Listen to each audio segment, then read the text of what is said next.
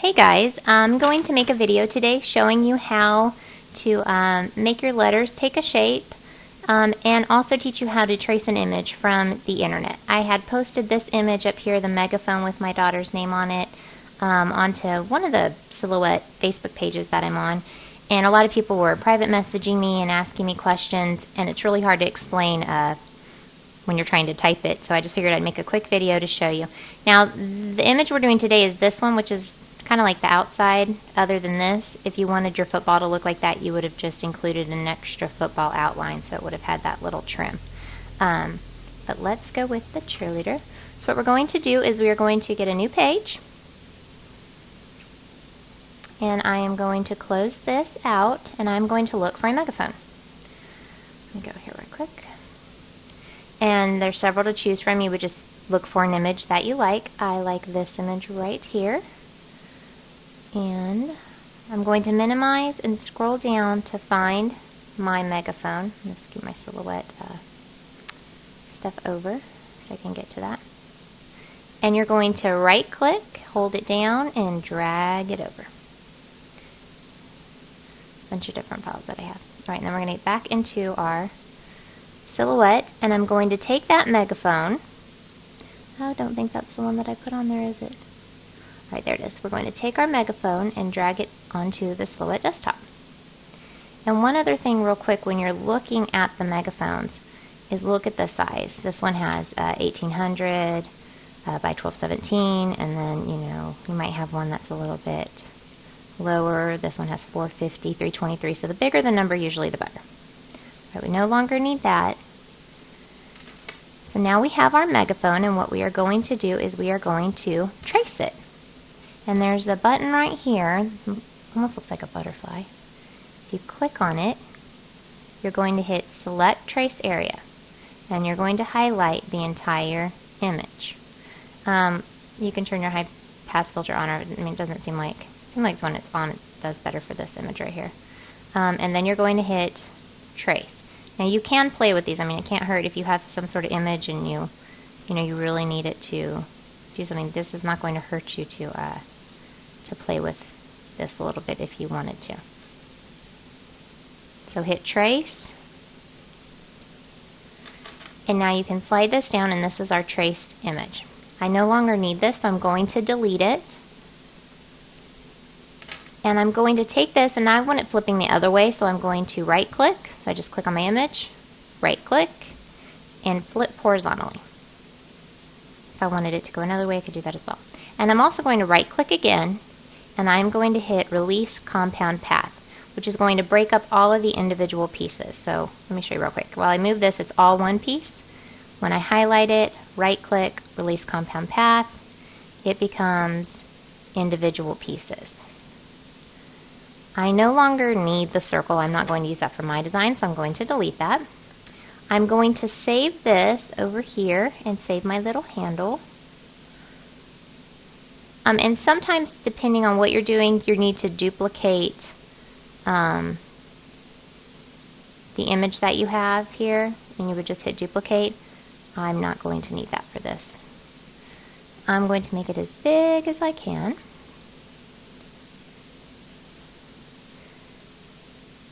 Now we're going to add a text. So I'm coming over here to click on the text box, and I'm going to add a name, Gabby.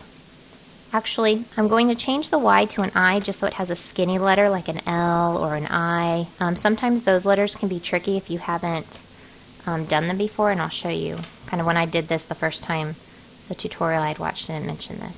Alright, you're going to stretch this out as far as you can. Now, you don't want your I to get by this curve right here, because then it will have a curved in shape.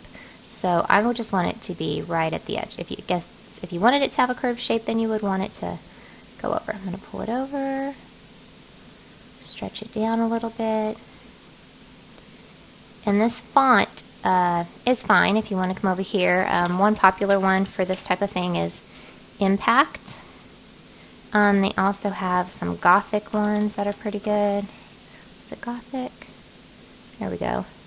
Gothic Sans Ultra Bold. We'll try that one. So I'll shrink that up just a little bit. Alright, and it's okay that my G is hanging over. That's completely fine. what we're going to do next is we're going to highlight the name.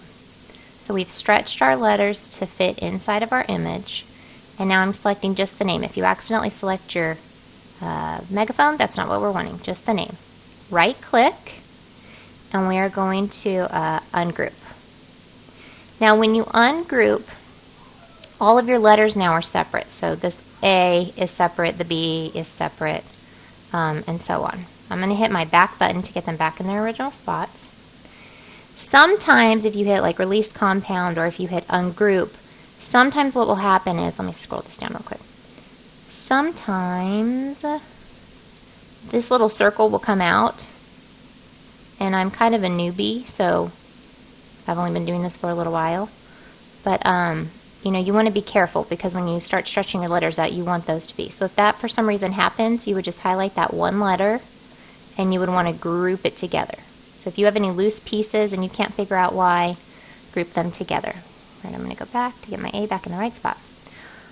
Right, now I'm going to stretch my letters, and you want them to come off just a little bit, and especially with the shape that I have this, you know, straight diagonal. I'm going to try and get it as close as I can. Then put my A right there. And this just takes a second.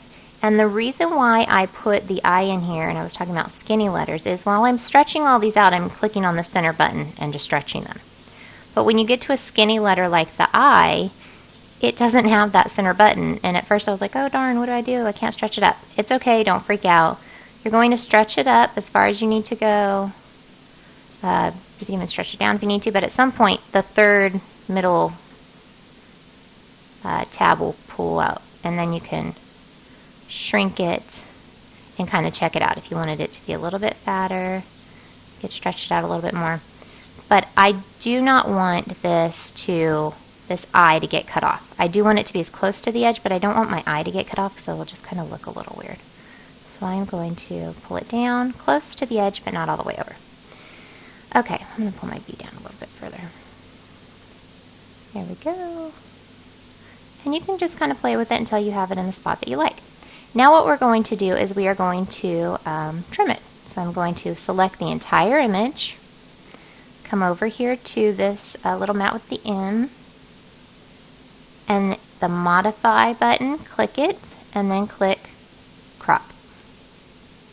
If you look at your letters and you say, I don't really like the way they are, I want them to be more squared, you can always go back. And you could pull these tabs off the page, and you'll kind of see the difference here. Oops, let me do that again.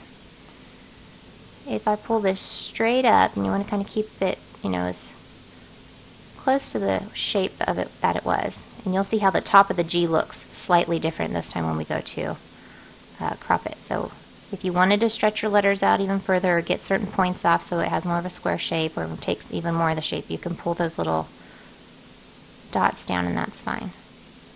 All right, modify, crop, and now it's even a little bit more square. Up to you, it's just more of a personal preference, I think. I am now going to take my Megaphone and stretch it out just to a size that I like. I like it like that. I think I might bring the end of it in a little bit more and then move it. And then I'm going to get my handle and drag it over here, and it's quite small, so I'm going to make it bigger. And there you go. Now I have my Megaphone, and when I go to print it, I use all this. This is my weeding. The letters are my weeding. I pull that out, and I keep the outside design to iron on to my daughter's shirt using like glitter, iron-on transfer. But I hope that helps you with anything. Again, I haven't been doing this for very long, but with all the messages that I had gotten, this was just the easiest way for me to show some of my girlfriends and some of you on Facebook how I was creating this image. Thanks. Bye.